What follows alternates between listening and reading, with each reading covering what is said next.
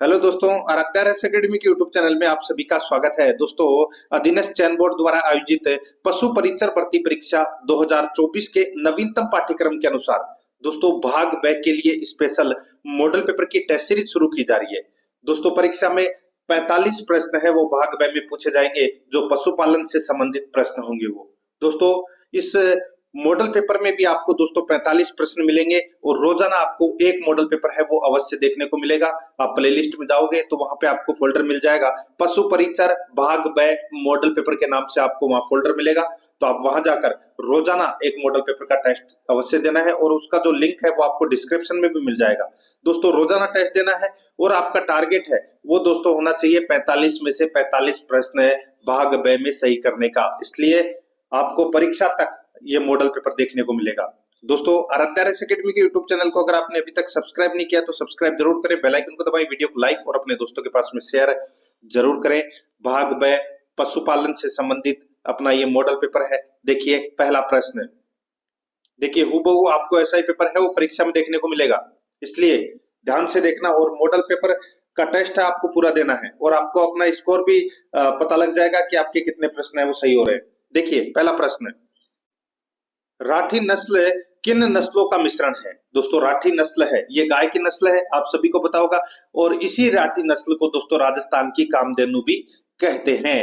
दोस्तों, ये किन नस्लों का मिश्रण है? तो ये लाल सिंधी एवं साहिवाल, लाल सिंधी एवं साहिवाल नस्लों का दोस्तों ये मिश्रण है राठी नस्ल। यहाँ पर एक नंबर का ऑप्शन राइट आंसर हो जाएगा। कहां पर पाई जाती है दोस्तों ये राठी नस्ल? आपको पता होना चाहिए दोस्तों, ये उत्तर पश्चिमी राजस्थान में पाई जाती है। और जैसे कि कौन कौन से जिले हैं, बीकानेर, श्री गंगानगर, चूरू, जैसलमेर, अनूपगढ़, इन क्षेत्रों में दोस्तों ये पाई जाती है। ठीक है, और ये दूध देने में अग्रणी है दोस्तों। राइट आंसर एक नंबर ऑप्शन। सेकंड नंबर का प्रश्न इसमें देखिए, निम्न में से कौन सी गाय की द्विकाजी नस्ल नहीं है? द्विकाजी का मतलब जो दो कार्य एक साथ करती है, जैसे कि दूध देने का कार्य भी और साथ के साथ दोस्तों कृषि कार्य में भी जिसका उपयोग होता हो। तो यहाँ पर देखिए, कांकरेज, राठी, मेवाती, थार पारकर। तो दोस्तों यहाँ पर आपको नाम दिखाई दे रहा है थार पारकर। ये जो थार पारकर है ये गोवंश की दुधारू नस्ल है। क्या है? दुधारू नस्ल है। इसका उपयोग दोस्तों कृषि कार्य के लिए नहीं किया जाता। बाकी यहाँ पे काकरेज, राठी, मेवाती, इन तीनों का उपयोग दोस्तों दूध के लिए भी किया जाता है और कृषि कार्य के लिए भी इसका उपयोग किया जाता है। यहाँ पर अपना इसमें 4 नंबर का ऑप्शन राइट आंसर हो जाएगा। नहीं है पूछा है इसलिए 4 नंबर ऑप्शन सही। ठीक है, आगे देखिए 3 नंबर का प्रश्न है। देखिए, केटेलो, खच्चर और जेब्रोइड किसके उदाहरण है? केटेलो, खच्चर और जेब्रोइड किसके उदाहरण है? दोस्तों, ये उदाहरण है किसके? तो ये उदाहरण है दोस्तों प्रजातीय संकरण के, प्रजातीय संकरण के दोस्तों ये उदाहरण है। यहाँ पर 3 नंबर का ऑप्शन बिल्कुल सही उत्तर हो जाएगा। जैसे कि मैं आपको बताऊं, खच्चर है ये गधे और घोड़ी के संकर से बना है। केटलो है ये दोस्तों अमेरिकन भैंसा, सांड और पालतू गाय के संकर से बना है। और जो ये जेब्रोइड है ये दोस्तों मादा जेब्रा और घोड़े के संकरण से बना है। ये यहाँ पर ये प्रजातीय संकरण के ये उदाहरण है। 3 नंबर ऑप्शन बिल्कुल सही। आगे देखिए 4 नंबर का प्रश्न है, बकरी में मध्यकाल समय होता है। बकरी में मध्यकाल का समय है वो दोस्तों कितना होता है?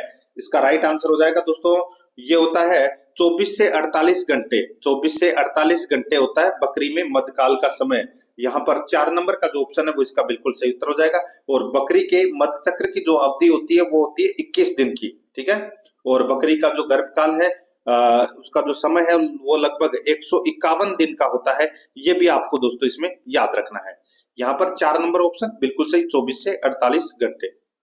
5 नंबर का प्रश्न है, इसमें देखिए, निम्न में से किस विधि के अंतर्गत वीर्य को -196 डिग्री सेल्सियस तापमान पर तरल नाइट्रोजन में भंडारित किया जाता है?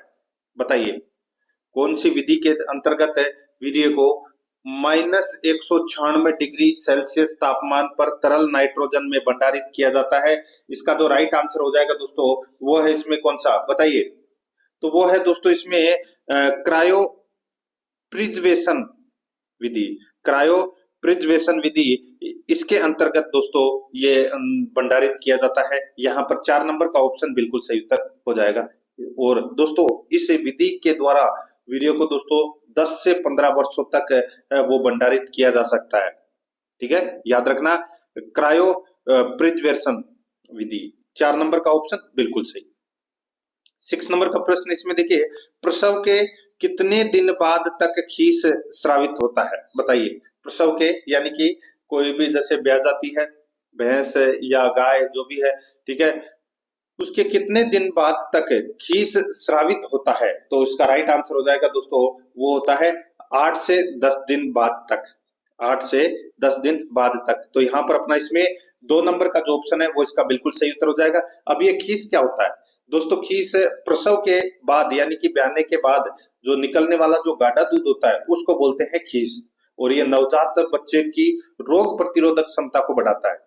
ठीक है, ये आपको इसमें याद रखना है। और बछड़े को उसके शरीर के वजन का 10% खीस है वो पिलाई जाती है, ये भी आपको याद रखना है। यहाँ पर 2 नंबर ऑप्शन बिल्कुल सही। 7 नंबर का प्रश्न है, इसमें देखिए, निम्न में से कौन सी हाथ से दूध निकालने की विधि है? बताइए, कौन सी हाथ से दूध निकालने की विधि है? दोस्तों इसका राइट आंसर हो जाएगा पूर्ण हस्त विधि, चुटकी विधि, अंगूठा विधि। तो दोस्तों ये सभी क्या है? ये हाथ से दूध निकालने की विधियां हैं। तो इसका राइट आंसर हो जाएगा उपरोक्त सभी। 4 नंबर ऑप्शन बिल्कुल सही। देखिए शांति से आपको ये भाग ब का मॉडल पेपर है वो उसका टेस्ट देना है, ठीक है, क्योंकि एक एक प्रश्न है वो महत्वपूर्ण है, आप सभी के लिए ये नई चीजें हैं और रोजाना आपको मेरे साथ में चलना है। आगे देखिए 8 नंबर का प्रश्न है, डिंपिंग मुख्य रूप से किसमें की जाती है? बताइए, डिंपिंग मुख्य रूप से किसमें की जाती है? इसका जो राइट आंसर हो जाएगा, ये मुख्य रूप से दोस्तों भेड़ों में की जाती है। ठीक है, यहाँ पर 3 नंबर का जो ऑप्शन है वो इसका राइट आंसर हो जाएगा, दोस्तों याद रखना। और दोस्तों भारत में भेड़ों को अप्रैल व अक्टूबर में ऊन काटने से पूर्व डिप किया जाता है। ठीक है, और दोस्तों ऊन काटने के 1 माह बाद दोस्तों ये घाव है वो पुनः भर जाते हैं, उसे पुनः डिप करना चाहिए। यहाँ पर डिंपिंग मुख्य रूप से ये भेड़ों में की जाती है। 3 नंबर ऑप्शन बिल्कुल सही। 9 नंबर का प्रश्न है, इसमें देखिए, राजस्थान में कुक्कुट प्रशिक्षण संस्थान कहाँ पर स्थित है? बताइए दोस्तों, ये स्थित है कहाँ पर? तो ये अजमेर में स्थित है दोस्तों, याद रखना। यहाँ पर 3 नंबर का ऑप्शन राइट आंसर हो जाएगा। आगे देखिए 10 नंबर का प्रश्न है, निम्नलिखित में से कौन सी प्रणाली मुर्गी पालन की सघन पद्धति से संबंधित नहीं है? कौन सी प्रणाली मुर्गी पालन की सघन पद्धति से संबंधित नहीं है? तो दोस्तों इसका राइट आंसर हो जाएगा, देखिए यहाँ पे, गहरी बिछाली प्रणाली, बिछावन आहात प्रणाली, तार फर्श वाला घर प्रणाली, पोल्ट्री घेरा प्रणाली। तो दोस्तों ये मुर्गी पालन की सघन पद्धति से संबंधित यहाँ पे 4 नंबर का जो ऑप्शन है वो अपना इसमें राइट आंसर हो जाएगा, ये आपको इसमें याद रखना है। ठीक है, तो यहाँ पर ये जो पोल्ट्री घेरा प्रणाली है ये अर्ध सघन प्रणाली के अंतर्गत आती है ये। ठीक है, सघन पद्धति के अनुसार दोस्तों ये शुरुआत की 3 है। यहाँ पर 4 नंबर का ऑप्शन बिल्कुल सही उत्तर हो जाएगा। आगे देखिए 11 नंबर का प्रश्न है, इसमें देखिए, जैव चिकित्सकीय अपशिष्ट के निस्तारण हेतु कौन सी तकनीक उपयुक्त है? बताइए, जैव चिकित्सकीय अपशिष्ट के निस्तारण हेतु कौन सी तकनीक उपयुक्त है? दोस्तों इसका जो राइट आंसर हो जाएगा वो है इसमें भस्मीकरण। कौन सा है? भस्मीकरण। यहाँ पर 2 नंबर का जो ऑप्शन है वो इसका बिल्कुल सही उत्तर हो जाएगा, ये आपको इसमें याद रखना है। आगे देखिए दोस्तों यहाँ पे 12 नंबर का प्रश्न है, पशुओं के गोबर निस्तारण का सर्वश्रेष्ठ तरीका कौन सा है?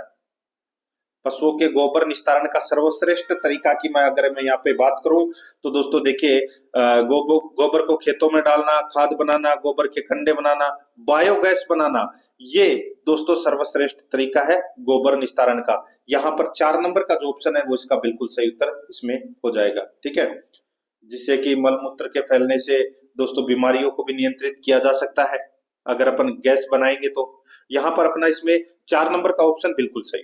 13 नंबर का प्रश्न है, इसमें देखिए, हे में नमी की मात्रा है। दोस्तों हे किसको बोलते हैं? तो सबसे पहले तो मैं आपको बता दूं, ये हरे चारों को यानी कि हरे चारों को सुखाकर बनाई जाती है ये हे, जिसको दोस्तों पशुओं का चारा आप बोल सकते हैं। ठीक है, तो हे में नमी की मात्रा है वो होती है, कितने प्रतिशत होती है? और ये काफी समय तक होती है। इसका जो राइट आंसर हो जाएगा दोस्तों, इसमें नमी की मात्रा है वो 12 से 14% तक होती है। यहाँ पर 2 नंबर का ऑप्शन राइट आंसर हो जाएगा, ये आपको इसमें याद रखना है। ठीक है, आगे देखिए 14 नंबर का प्रश्न है, दूध देने वाली गाय या भैंस को दिए जाने वाले दाने का कितना प्रतिशत नमक एवं खनिज लवण दिया जाएगा? बताइए।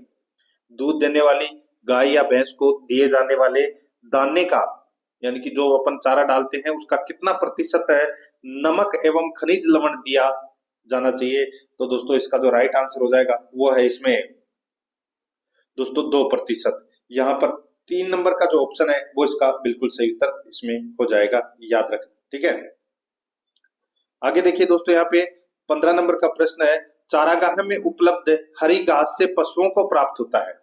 बताइए, चारागाह में उपलब्ध हरी घास से पशुओं को क्या प्राप्त होता है? दोस्तों इसका जो राइट आंसर हो जाएगा, पशुओं को प्राप्त होता है कैल्शियम प्राप्त होता है, फास्फोरस प्राप्त होता है, कैरोटीन प्राप्त होता है। तो यहाँ पर इसका राइट आंसर हो जाएगा उपरोक्त सभी। यहाँ पर 4 नंबर का जो ऑप्शन है वो इसका बिल्कुल सही उत्तर हो जाएगा। ठीक है, और ये सारी चीजें हैं, ये शरीर में यानी कि पशुओं के शरीर में विटामिन ए का निर्माण करती है दोस्तों। यहाँ पर 4 नंबर ऑप्शन बिल्कुल सही। आगे देखिए, श्वसन क्रिया का पूर्णतः बंद होना कहलाता है? तो दोस्तों श्वसन क्रिया का पूर्णतः बंद होना क्या कहलाता है? तो दोस्तों इसका राइट आंसर हो जाएगा, उसको बोलते हैं एपनिया। एपनिया बोलते हैं। 1 नंबर का जो ऑप्शन है वो इसका बिल्कुल सही उत्तर हो जाएगा, याद रखना। ठीक है, आगे देखिए, यहाँ पे 17 नंबर का प्रश्न है, निम्नलिखित को सुमेलित कीजिए। एक तरफ पशु है, दूसरी तरफ नाड़ी गति प्रति मिनट है। अब दोस्तों यहाँ पर देखिए, बकरी की जो नाड़ी गति प्रति मिनट है वो कितनी है? तो वो है दोस्तों 70 से 80। कितनी है? 70 से 80 प्रति मिनट। ऊंट की है दोस्तों 28 से 32। ऊंट की नाड़ी गति है वो 28 से 32 है प्रति मिनट। भैंस की है दोस्तों 40 से 45 प्रति मिनट, और घोड़े की जो नाड़ी गति है वो दोस्तों 32 से 40 प्रति मिनट। तो यहाँ पर अपना इसमें राइट आंसर क्या हो जाएगा? 4 3 2 1। कुट भाषा में अगर मैं उत्तर दूं तो दोस्तों कौन सा ऑप्शन हो जाएगा? यानी कि DCBA कौन से ऑप्शन में है? 2 नंबर के में। तो यहाँ पर 2 नंबर ऑप्शन बिल्कुल सही। 18 नंबर का प्रश्न इसमें देखिए, चीचड़ बुखार निम्न में से किस रोग का उपनाम है? बताइए, चीचड़ बुखार किस रोग का उपनाम है? दोस्तों इसका राइट आंसर हो जाएगा वो है इसमें देखिए बबेसियोसिस। बबेसियोसिस रोग का उपनाम है चीचड़ बुखार। यहाँ पर 2 नंबर का जो ऑप्शन है वो इसका राइट आंसर हो जाएगा। और ये जो रोग है ये गाय, भैंस, हिरण में ये फैलता है। तो यहाँ पर अपना इसमें राइट आंसर क्या हो जाएगा? 2 नंबर ऑप्शन बिल्कुल सही। आगे देखिए 19 नंबर का प्रश्न है, देखिए हेमोनकोसिस हेमोनकोसिस एवं ओस्ट्रेटाजियोसिस नामक रोग किस कृमि द्वारा पशुओं में फैलता है? बताइए, ये जो रोग है ये किस कृमि द्वारा पशुओं में फैलता है? तो दोस्तों इसका राइट आंसर हो जाएगा ये सूत्रकृमि और धागा कृमि, इन दोनों के द्वारा दोस्तों ये पशुओं में फैलता है। यहाँ पर इसका राइट आंसर हो जाएगा उपरोक्त सभी। यहाँ पर 3 नंबर का जो ऑप्शन है वो इसका बिल्कुल सही उत्तर हो जाएगा। ठीक है, आगे देखिए दोस्तों, यहाँ पे 20 नंबर का प्रश्न है, गलघोटू रोग के उपचार में प्रयुक्त टीका कौन सा है? बताइए, गलघोटू रोग के उपचार में प्रयुक्त टीका है वो कौन सा है? इसका सही उत्तर हो जाएगा वो है दोस्तों हेमरेजिक सेप्टिसीमिया। हेमरेजिक सेप्टिसीमिया ये गलघोटू रोग के उपचार में प्रयुक्त टीका है। यहाँ पर 2 नंबर का जो ऑप्शन है वो इसका राइट आंसर हो जाएगा। और ये जो रोग है ये दोस्तों भैंसों में सबसे ज्यादा होती है। और इसमें क्या होता है कि पशु के गले के नीचे है वो सूजन आ जाती है। तो यहाँ पर 2 नंबर का ऑप्शन बिल्कुल सही। 21 नंबर का प्रश्न है, इसमें देखिए बायोवेक टीके का संबंध किससे है? बायोवेक टीके का संबंध है वो किससे है? तो दोस्तों ये इक्वाइन हर्पीज वायरस से संबंधित है दोस्तों ये बायोवेक टीके का संबंध है। यहाँ पर 1 नंबर का ऑप्शन बिल्कुल सही उत्तर हो जाएगा, ये आपको इसमें याद रखना है। और इस वायरस के कारण दोस्तों ये जो वायरस है इक्वाइन हर्पीज वायरस, इसके कारण दोस्तों घोड़ी में गर्भपात हो जाता है। ठीक है, ये आपको इसमें याद रखना है। और घोड़ी में गर्भपात हो जाता है जिसके कारण दोस्तों घोड़ी के गर्भकाल में 5वें 7वें और 9वें महीने में दोस्तों टीकाकरण किया जाता है। यहाँ पर 1 नंबर ऑप्शन बिल्कुल सही। 22 नंबर का प्रश्न है, इसमें देखिए प्रसार शिक्षा का प्रथम पायदान क्या है? प्रसार शिक्षा का प्रथम पायदान है वो दोस्तों क्या है? तो वो है ध्यान आकर्षण, यानी कि अटेंशन। यहाँ पर 4 नंबर का जो ऑप्शन है वो इसका बिल्कुल सही उत्तर हो जाएगा। आगे देखिए, यहाँ पे प्रसार शिक्षा के 6 आयामों को किसने प्रतिपादित किया? तो दोस्तों ये किसने प्रतिपादित किया? इसका राइट आंसर हो जाएगा वो है दोस्तों विल्सन तथा गैलप ने। यहाँ पर 3 नंबर का ऑप्शन बिल्कुल सही उत्तर हो जाएगा। आगे देखिए यहाँ पे 24 नंबर का प्रश्न है, एचएस, बीक्यू व ईटी बीमारियां फैलती है। दोस्तों ये एचएस, बीक्यू और ईटी ये रोग है और दोस्तों ये वर्षा ऋतु में फैलती है दोस्तों ये बीमारियां, ठीक है। यहाँ पर 2 नंबर का जो ऑप्शन है वो इसका राइट आंसर हो जाएगा और इनके रोकथाम के लिए दोस्तों टीके लगाए जाते हैं, ठीक है। जून, जुलाई और अगस्त माह में ये टीके लगाए जाते हैं, ये आपको इसमें याद रखना। और ये रोग है एचएस, बीक्यू और ईटी, ये सर्वाधिक बकरियों में फैलने वाला रोग है। 2 नंबर ऑप्शन बिल्कुल सही। 25 नंबर का प्रश्न है, इसमें देखिए ऊन कतरने के कितने दिनों बाद बेडों में डिपिंग की जाती है? बहुत ही अच्छा प्रश्न है। तो दोस्तों बेडों की ऊन कतरने के बाद दोस्तों 21 दिनों के बाद दोस्तों बेडों में डिपिंग की जाती है। तो यहाँ पर 2 नंबर का जो ऑप्शन है वो इसका बिल्कुल सही उत्तर इसमें हो जाएगा, ठीक है। आगे देखिए दोस्तों यहाँ पे भारत में सर्वाधिक ऊन उत्पादक राज्य है तो वो कौन सा है? तो भारत में सर्वाधिक ऊन उत्पादक राज्य है वो है दोस्तों राजस्थान। यहाँ पर 4 नंबर का ऑप्शन बिल्कुल सही उत्तर हो जाएगा और राजस्थान के बाद में नंबर आता है जम्मू कश्मीर का, ठीक है। यहाँ पर 4 नंबर ऑप्शन बिल्कुल सही। आगे देखिए वर्ष 2022-23 के आंकड़ों के आधार पर भारत में प्रति व्यक्ति मांस की उपलब्धता है, प्रति व्यक्ति मांस की उपलब्धता है दोस्तों 2022-23 के आंकड़ों के अनुसार। तो इसका राइट आंसर हो जाएगा वो है दोस्तों 7.10 किग्रा, 7.10 किग्रा प्रति वर्ष। एक व्यक्ति की बात कर रहा हूं मैं यहाँ पे, प्रति व्यक्ति की, ठीक है, आंकड़ों के हिसाब से। तो कोई ज्यादा खाता है, कोई कम खाता है, कोई नहीं खाता, ठीक है। तो एवरेज मिला रहा है यहाँ पे 7.10 किग्रा प्रति वर्ष। यहाँ पर 2 नंबर का ऑप्शन बिल्कुल सही। 28 नंबर का प्रश्न है, इसमें देखिए देसी गाय की दैनिक दूध की औसत उत्पादन दर क्या है? तो दोस्तों औसत उत्पादन दर है वो दोस्तों 4.07 किग्रा, ये भी आपको इसमें याद रखना है। 4.07 किग्रा है ये देसी गाय की दूध उत्पादन की औसत दर है, ठीक है, 4.7 किग्रा। अगर मैं बात करूं दोस्तों विदेशी नस्ल की, तो दोस्तों विदेशी गाय की दूध की जो औसत उत्पादन दर है वो है दोस्तों 11.36 किग्रा, ठीक है, 11.36 किग्रा ये विदेशी गाय की है। ये प्रतिदिन की बात कर रहा हूं मैं यहाँ पे, ठीक है। यहाँ पर 2 नंबर ऑप्शन बिल्कुल सही। आगे देखिए बकरी की दूध की औसत उत्पादन दर क्या है? दोस्तों बकरी के दूध की औसत उत्पादन दर है वो दोस्तों आधा किलो के आसपास है, यानी कि 0.47 किग्रा प्रतिदिन, 0.47 किग्रा प्रतिदिन ये औसत उत्पादन दर है। बकरी की दूध की बात कर रहा हूं मैं यहाँ पे, ठीक है।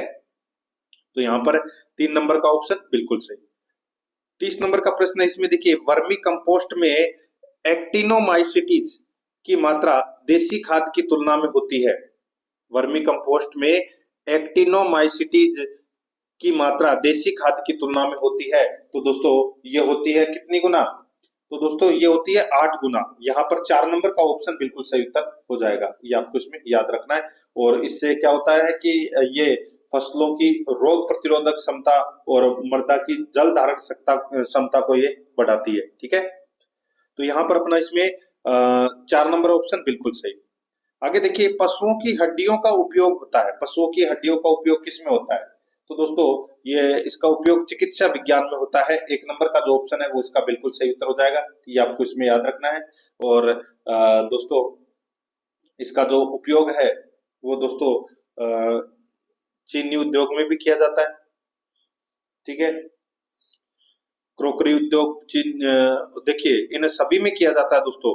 देखिए चीनी उद्योग में भी किया जाता है, क्रोकरी उद्योग में भी किया जाता है। तो इसका राइट आंसर हो जाएगा उपरोक्त सभी, इन सभी में किया जाता है दोस्तों। यहाँ पर इसका राइट आंसर हो जाएगा 4 नंबर ऑप्शन बिल्कुल सही। आगे देखिए बछड़े के सभी अस्थायी अग्रचर्वण दांत निकल आते हैं। बछड़े में सभी अस्थायी अग्र चर्वण दांत निकल आते हैं। इसका जो राइट आंसर हो जाएगा दोस्तों वो है, ये निकल आते हैं दोस्तों कितने दिनों में? तो दोस्तों इसका राइट आंसर हो जाएगा वो है 1 माह में, 1 माह में निकल आते हैं दोस्तों। यहाँ पर 4 नंबर का जो ऑप्शन है वो इसका बिल्कुल सही उत्तर हो जाएगा। 12 दांत निकल आते हैं दोस्तों ये, ठीक है। यहाँ पर 4 नंबर ऑप्शन बिल्कुल सही। आगे देखिए गाय भैंसों की औसत आयु कितनी होती है? गाय भैंसों की औसत आयु है वो कितनी होती है? तो दोस्तों औसत आयु मानी जाती है गाय भैंस की 20 से 23 वर्ष मानी जाती है। ठीक है, 20 से 23 वर्ष मानी जाती है। यहाँ पर एक नंबर का जो ऑप्शन है वो इसका बिल्कुल सही उत्तर हो जाएगा, ये आपको इसमें याद रखना है। ठीक है, आगे देखिए दोस्तों, यहाँ पे 34 नंबर का प्रश्न है, केंद्रीय प्रदूषण नियंत्रण बोर्ड की 2019-20 की वार्षिक रिपोर्ट के अनुसार भारत में प्रतिवर्ष लगभग कितना प्लास्टिक कचरा उत्पादित होता है? तो कितना प्लास्टिक कचरा उत्पादित होता है 2019-20 की वार्षिक रिपोर्ट के अनुसार? बाकी की भी नहीं आई, ठीक है, लेकिन मैं भी की बता रहा हूँ। यहाँ पे प्रश्न के अनुसार इसका राइट आंसर हो जाएगा वो है दोस्तों इसमें 34.69 लाख टन। यहाँ पर एक नंबर का जो ऑप्शन है वो इसमें बिल्कुल सही उत्तर हो जाएगा। ठीक है, आगे देखिए दोस्तों, यहाँ पे राजस्थान पशुधन बीमा योजना के संदर्भ में सही कथन कौन सा नहीं है? कौन सा कथन सही नहीं है वो अपने को यहाँ पर बताना है। दोस्तों इसमें देखिए, इस योजना में दुधारू पशुओं का बीमा निःशुल्क किया जाता है, बिल्कुल सही बात है। इस योजना का लाभ केवल सीमांत कृषकों को दिया जाता है, ये गलत हो जाएगा दोस्तों। देखिए, जो ये राजस्थान पशुधन बीमा योजना है, इसके अंतर्गत दोस्तों राजस्थान के ग्रामीण और शहरी क्षेत्रों के पशुपालक एवं सभी श्रेणी के किसान इस योजना से लाभ ले सकते हैं। इस योजना के अंतर्गत पशुओं का बीमा 1 साल के लिए किया जाता है। बीमित पशु की मृत्यु के 6 घंटे के अंदर पशुपालन विभाग को सूचित करना अनिवार्य है, बिल्कुल सही बात है। यहाँ पर 4 नंबर का जो ऑप्शन, सॉरी 2 नंबर का ऑप्शन है वो अपना राइट आंसर हो जाएगा, क्योंकि ये कथन सही नहीं है। आगे देखिए, भारत की कुल पशु संपदा में राजस्थान का स्थान है, तो दोस्तों राजस्थान का स्थान है वो कितना है? इसका राइट आंसर हो जाएगा वो है दूसरा स्थान है दोस्तों। यहाँ पर 2 नंबर का ऑप्शन राइट आंसर इसमें हो जाएगा, याद रखना दोस्तों। राजस्थान में कुल पशुधन है वो 5 करोड़ 68 लाख है, यानी कि 5.68 लाख है। ठीक है, तो यहाँ पर अपना इसमें राइट आंसर क्या हो जाएगा? 2 नंबर का ऑप्शन बिल्कुल सही उत्तर इसमें हो जाएगा। और देश का, यानी कि भारत के कुल पशुधन का लगभग दोस्तों 10.60% है वो राजस्थान में है, ये भी याद रखना है। 2 नंबर ऑप्शन बिल्कुल सही। आगे देखिए, बाबा रामदेव पशु मेले का आयोजन किस माह में होता है? बाबा रामदेव पशु मेले का आयोजन है वो दोस्तों मानासर नागौर में लगता है, और ये माघ शुक्ल प्रतिपदा से पूर्णिमा तक लगता है। तो दोस्तों यहाँ पे माघ इसका राइट आंसर हो जाएगा, माघ महीना। 4 नंबर ऑप्शन बिल्कुल सही। देखिए, आपको कमेंट में ये भी बताना है कि आपके कितने प्रश्न है वो भाग ब में सही हो रहे हैं। ठीक है, और भाग ब में जो सर्वाधिक नंबर लाएगा उसका ही दोस्तों सिलेक्शन होगा, ये भी मैं आपको स्पेशल तौर पे बता देता हूँ। आगे देखिए, देश की कुल बकरियों का लगभग कितना प्रतिशत राजस्थान में पाया जाता है? दोस्तों यहाँ पर देखिए, देश की कुल बकरियों का लगभग 14% राजस्थान में पाया जाता है। यहाँ पर अपना इसमें राइट आंसर हो जाएगा 2 नंबर ऑप्शन बिल्कुल सही। 39 नंबर का प्रश्न है, पशु आवास को साफ करने के लिए पोटेशियम परमैंगनेट के कितने प्रतिशत घोल का प्रयोग करते हैं? पशु आवास को साफ करने के लिए पोटेशियम परमैंगनेट के कितने प्रतिशत घोल का उपयोग करते हैं? इसका जो राइट आंसर हो जाएगा दोस्तों वो है इसमें 1 से 2%। यहाँ पर 2 नंबर का जो ऑप्शन है वो इसका बिल्कुल सही उत्तर हो जाएगा।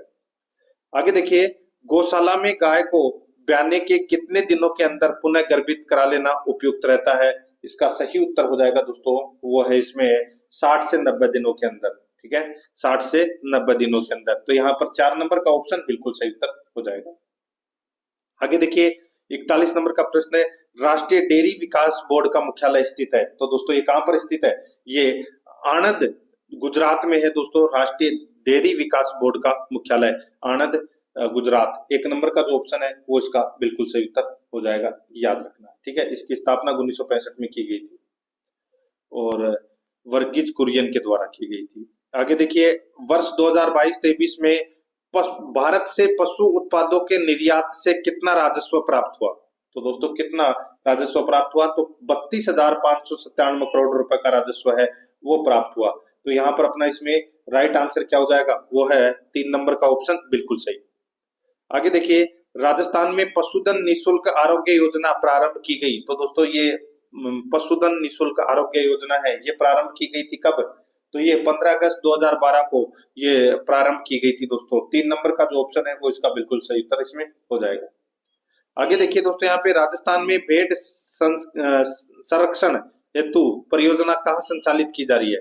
राजस्थान में भेड़ संरक्षण हेतु परियोजना कहाँ संचालित की जा रही है? इसका राइट आंसर हो जाएगा दोस्तों, वो है मेड़ता, लाडनू, ओसिया, इन सभी स्थानों पे की जा रही है। तो यहाँ पर अपना इसमें राइट आंसर क्या हो जाएगा? उपरोक्त सभी। 4 नंबर का ऑप्शन बिल्कुल सही उत्तर हो जाएगा। आगे देखिए यहाँ पे, कृत्रिम गर्भाधान द्वारा नस्ल सुधार कार्यक्रम के अंतर्गत अवर्गीकृत नस्ल के मादा पशु में किस विदेशी नस्ल के वीर्य से गर्भाधान किया जाता है? बताइए। कृत्रिम गर्भाधान द्वारा नस्ल सुधार कार्यक्रम के अंतर्गत अवर्गीकृत नस्ल के मादा पशु में किस विदेशी नस्ल के वीर्य से गर्भाधान किया जाता है? इसका जो राइट आंसर हो जाएगा वो है दोस्तों होलिस्टीन और जर्सी। यहाँ पर इसका राइट आंसर हो जाएगा 3 नंबर का ऑप्शन बिल्कुल सही। 1 और 2 दोनों इसमें क्या है? सही है। ठीक है। तो दोस्तों इसी के साथ मैंने आपको ये पशु परिचर भर्ती परीक्षा में भाग ब के अंदर जो 45 प्रश्न पूछे जाएंगे उससे संबंधित ये अपना मॉडल पेपर है वो कंप्लीट हो चुका है। आपको डिस्क्रिप्शन में उसका लिंक भी मिल जाएगा। आप प्ले लिस्ट में जाओगे तो वहां पे भी आपको फोल्डर मिल जाएगा। ठीक है। तो आप क्लासेस जरूर देखें और आराध्या रेस एकेडमी के यूट्यूब चैनल को सब्सक्राइब जरूर करें, बेल आइकन को दबाएं, वीडियो को लाइक और अपने दोस्तों के पास में शेयर जरूर करें। मिलते हैं दोस्तों नेक्स्ट क्लास में। जय हिंद, जय भारत।